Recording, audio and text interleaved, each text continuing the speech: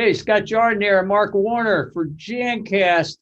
What number is it? 91, Mark? Hey, let's get these things off so we can talk. Hey, how's it going out there? Wherever It's you are, everybody. Not just you, Mark Warner, but all the people listening and watching. You doing okay? 'Cause we're doing pretty good, aren't we, Mark? we're doing good. In fact, watching the COVID news, it's good to see all the vaccinations happening. Yeah, and spring's here. And spring's here. Yes, and technically, it's 64 degrees outside. That's even better. So you look at your watch to tell the temperature outside. Do you look at the thermometer to tell what time it is? Yeah, yeah. But you know, Technology, right? Technology. yeah. Vaccinations are improving. Things are getting better. Economy's coming back. Everybody's looking in their mailboxes for their checks. So life is definitely improving. And we had an opportunity to have a lot of discussions in the last week and a half with a lot of our key distributors, and they're all Yeah, highly encouraged too. yeah, yeah, So that's fantastic. yep. So Jancast isn't just about pathogen control and COVID. Even though when I started this, when Mark wasn't even here, it was all about COVID because that's all there was. But a year later, now we're hopefully getting into new stuff. And Jancast originally was about all kinds of stuff. Anything that had to do with cleaning and hygiene and that news or no news or whatever. But back when we started in what was that, 2004? Four. I believe that. Yeah, if I looked up there, our award is up there. Presented by Jancast, the Jancast is more than just COVID. So we're gonna talk about something very exciting today that nobody's heard anything about for the last year. Allocations. Yeah. Just when we thought it was over, right? Hey, we thought we had light at the end of the tunnel, and Mother Nature woke us up again. Yeah. So everybody's heard about all the problems in Texas, but not a lot of us were thinking about, well, that's really bad. All those people that got frozen in their house and got the $8,000 electric bills and all that other stuff. But you know what happens when you shut down a major chemical plant, like by throwing the switch on the wall? Not good Yeah, things. not good. That's not the way you shut down. You've probably driven by one of those major chemical plants. It's like 50 acres in size, and you just can't shut the power off and walk away. It could take days, weeks, whatever to shut down a chemical plant. Well, when they shut them down because the power went out, it screwed up a lot of stuff. Then it froze, and just like at your house, the pipes freeze. Well, all the pipes started breaking. They went to turn everything back on again, and it was just a complete mess. Well, some of those plants not only powered the electrical grid down there, some of those big plants that had these troubles made some very important raw materials, specifically for conventional stripper and conventional finish. And the ingredient that in particular goes in the stripper is the butyl salicylate or some form of that. So it's also going to affect cleaners and a whole bunch of other stuff. But I mean, what are we going to do, Mark? People got to strip and recoat. We've been talking about the need for extreme cleanliness. Yeah. So now we're looking at these allocations on floor care products. And the question is, well, what are we going to do? And the interesting answer to that is there are several options. There truly are. And maybe it's one of those times where people start to realize that maybe stripping out annually as a habit isn't necessarily the best practice.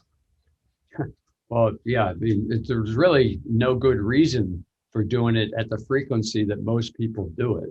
And if you think about from the environmental standpoint, the materials cost standpoint, the labor standpoint, there's a heck of a lot of easier ways to make your floors look good. Well, the good news is modern coatings have, well, let's call it like suntan lotion as an SPF factor. It's a form of UV filter. Modern coatings have their own UV filter too. And in the old days, old finishes used to discolor even from just sunlight and wear pretty rapidly. I mean, quarterly strip outs were not unusual. And then we got into some of these clearer coatings, and it was a miracle because we could go a whole year without having to strip out. Well, that chemistry hasn't stopped. It's continued to develop. And coatings now, a well cared for floor care program can go 3 to 5 years between strip outs. And so people need to kind of take a fresh look at their environment, their floors, and scratch their head and say, well, maybe there's a way to spruce this up and make it perform and look good without stripping it. Yep. When Bullen used to have a relationship with one of our distributors with a major supermarket chain, and we would do strip outs and recoats there. But the biggest thing is when the suits, as they called them, which was the management, were going to go inspect the store, they would say, you got to make this store look really good because the suits are coming. Well, it mainly was around the checkout area. So we would take a product like our dry buff product and burnish out the imperfections. Obviously, you had to clean the floor well, burnish out the imperfections, and those suits would never know the next morning that the floor was not stripped and recoated because we brought the gloss back. I mean, if there's some coating on the floor, in most cases, that'll work, right? Right. As long as there's some body there. Yeah. Oftentimes it just needs to have, it's kind of like your skin. As it starts to age, it loses moisture, and floor finishes the same way. And sometimes good restorers have the ability to add some moisture back to it to allow it to respond and create some gloss. Yeah. Certainly can, by buffing and burnishing up a floor, even though you create all that gloss, you also enhance other characteristics of the floor.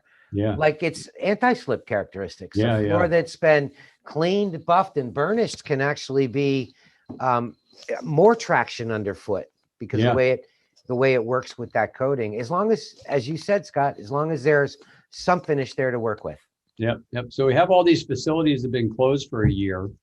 Hopefully their floors were in pretty good shape when they were closed. I don't think we need to worry about the UV thing necessarily in that period of time. So that people, when they find out they can't buy floor finish and stripper, which they're not going to be able to for a couple months, and that's not just me saying it. We are not just making this up. This is an industry problem.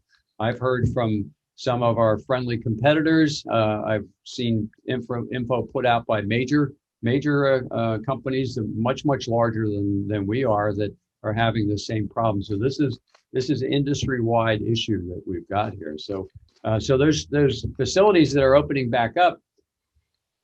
Their first thought is, hey, we need to strip and recoat to get this building looking really good and extreme cleanliness, but they don't have that option. So the next thing is they just need to do a really good cleaning job and then pick one of them. I mean, we have multiple products we can recommend. Sure. We have, you mentioned our dry buff. We have our eClean brand carries that as eClean dry buffer. Yep. We also have more traditional mop down restorers that you'd mop down and let dry and then hit it with a burnisher. Yep. And we have some traditional spray buffs as well for somebody that's using a slower speed operation. And some cases, if it hasn't been really tuned up, sometimes a neutral cleaner isn't quite enough beef to get the soil up before you buff it out. And we have some products that we kind of refer to as aggressive neutral cleaners. So there you go. Exactly. So the idea being is they're not going to hurt the finish, but they've got a little bit of bite to them so they can get the embedded grit out of the film. Yeah. The really good news is in the case of our eClean finish and stripper, both of those products are really not affected by these allocations and shortages because they use a different technology in their chemistry when they're put together. Well, it kind of makes us wonder if this might be an opportunity for folks that haven't experimented with green sustainable floor care programs. Maybe this is the impetus to go in that direction, take a fresh look at it, since they don't work with the same solvents that were impacted by the Texas storm. Yep. So, the only word of caution that we have on that is that you got to make sure you read the directions, because very often strippers that are made to be green have slightly different tactics in how you use them. So they don't necessarily soften finish from the top down. what they do is they work their way under the film and release the film. And it's kind of like a boat in standing water on a lake or the ocean. Yeah. Ultimately, just water can strip paint. Yep. So what these modern green strippers are is they're water made even wetter, right? We've used that term before. Yep. And it actually releases the point of adhesion of the finish. It works a little differently, but the process needs to allow that standing time, just like disinfectants have a dwell time to kill pathogenic microorganisms. Green strippers need some dwell time, unagitated, sit on the floor time. And if you do that, they work pretty amazing. Yeah. Yep. And then another thing, we've also heard that a lot of buildings, while they're closed, they took the opportunity to do some reconstruction, and a lot of those floors are now luxury vinyl tile, and we have products for that are not affected by the allocation shutdown issue. The important issue there is there are very specific products that should be used with LVT. Yeah. And they're not the same ones we've always used. They're modified and are approved by the manufacturers. So that's kind of, what we wanted to make sure we were putting out there in our Jancast today, right? Yeah, you got it. Well, we have one more thing we wanted to talk about. Cleaning tip. What was it? Number 5? Cleaning tip number 5. Number 5. So what we're about to show you is the use of an invisible ink marker. Yep. And that's not just a highlighter. Nope. And the use of a black light. Ooh, look at that. Yeah. And check this out. Using the invisible marker, you can mark the surfaces that you want to check whether or not they're clean. You can see the marker shows up with a black light. We do a fast cleaning, and you can recheck. As you can see, the mark is gone. Well, that's really cool, because it's like, you can't even see it unless you put the light on it. Yep. So it's like a stealth way of doing some supervision, if you wanted to do it that way. Well, the key is to be able to document that the cleaning task was performed. And oftentimes we're going after invisible soil. So you don't have to just go on faith that, yes, sir, I did that. You can double check your work. So, cleaning tip number 5. Okay, well, I know we both have another Zoom meeting after this, so we've got to get off of this Zoom to get on another Zoom. So thanks for tuning in to Jancast number 91, and we'll see you next week. Thanks, or whenever you watch the show. Thank you.